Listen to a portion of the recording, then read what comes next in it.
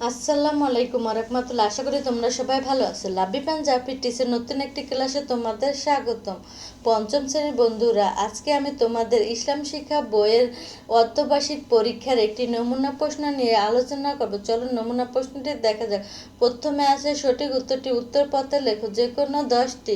ক, তাহিদে বলতে কি বোঝো? ফেরেশতাগণের উপর বিশ্বাস, আল্লাহর একত্ববাদে বিশ্বাস, রাসূল সাল্লামের উপর বিশ্বাস, না পরকালে বিশ্বাস?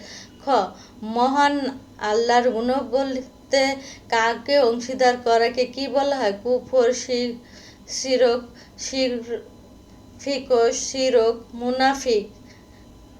গ, কোনটি হজের ফরজ? কুরবানি করা, ইহরাম বাঁধা, মাথা কামানো, সাইন করা।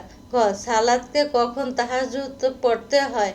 দ্বিতীয় শেষ রাকাতে, প্রথম ও দ্বিতীয় রাকাতে, তৃতীয় ও চতুর্থ রাকাতে, প্রত্যেক রাকাতে। সালাতে অজিব কয়টি? 12টি, 13টি, 14টি, 15টি।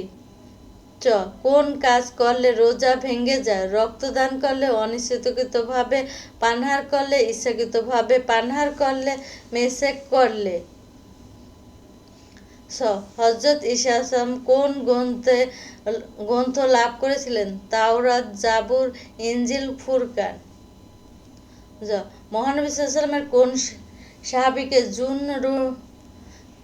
জুনরুয়াইন বলা হতো? হযরত আবু বকর রাদিয়াল্লাহু, হযরত ওমর রাদিয়াল্লাহু, হযরত উসমান রাদিয়াল্লাহু, হযরত আলী রাদিয়াল্লাহু।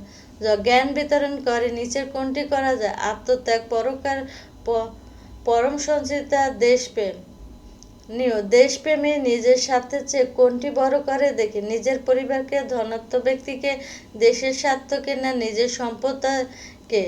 2 নম্বর আছে শূন্যস্থান পূরণ করো। যে কোনো 5টি। ক, জের এর পরে যজমযুক্ত ইয়া থাকলে ঢ্যাশ আলি পরিমাণ টেনে পড়তে হয়।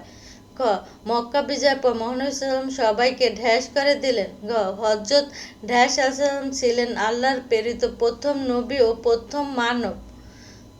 ঘ, অন্যের উপকার করলে নিজেও ঢ্যাশ হয়। সালাতে পবিত্র কোরআন তিলাওয়াত করা ঢ্যাশ। চ, জ্ঞান বিতরণ করে ঢ্যাশ করা যায়। 3 নাম্বার হচ্ছে শুদ্ধ অশুদ্ধ নির্ণয় করো। যে কোনো 5টি।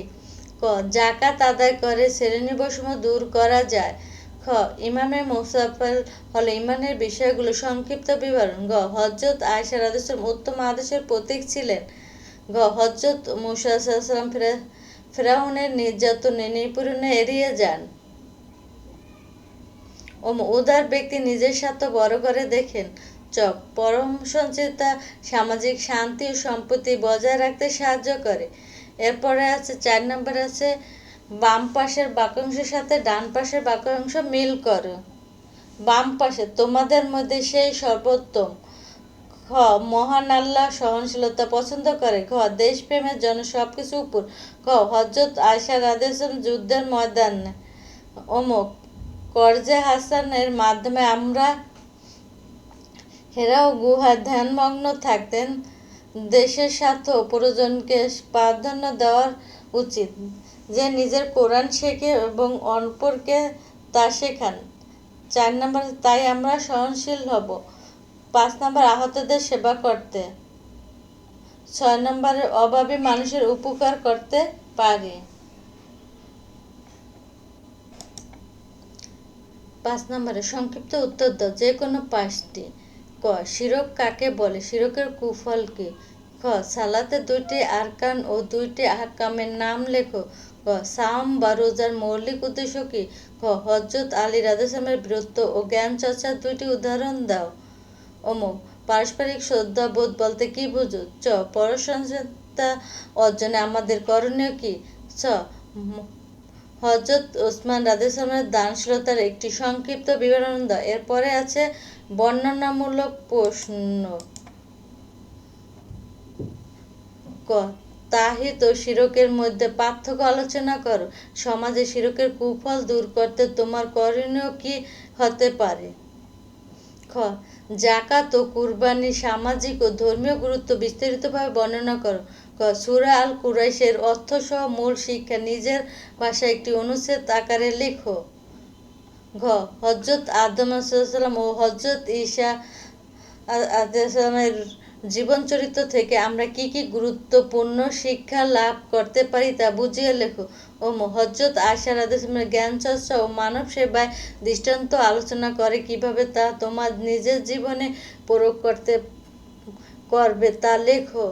চ আত্মত্যাগ ও পারস্পরিক শ্রদ্ধাবোধ কিভাবে একটি সুন্দর সমাজ গঠনে ভূমিকা রাখে বাস্তব উদাহরণ মাধ্যমে ব্যাখ্যা করো। ইসলামের আলোকে দেশপ্রেম উপলব্ধি হয় গুরুত্বপূর্ণ কেন? দেশপ্রেমিক নাগরিক হিসাবে প্রাকৃতিক সম্পদ সংরক্ষণে তোমার দায়িত্বগুলো উল্লেখ করো। পঞ্চম শ্রেণীর বন্ধুরা, এই ছিল আমাদের আজকে তোমাদের নমুনা প্রশ্ন। ভালো লাগলে একটি লাইক, কমেন্ট, শেয়ার করো। আল্লাহ হাফেজ।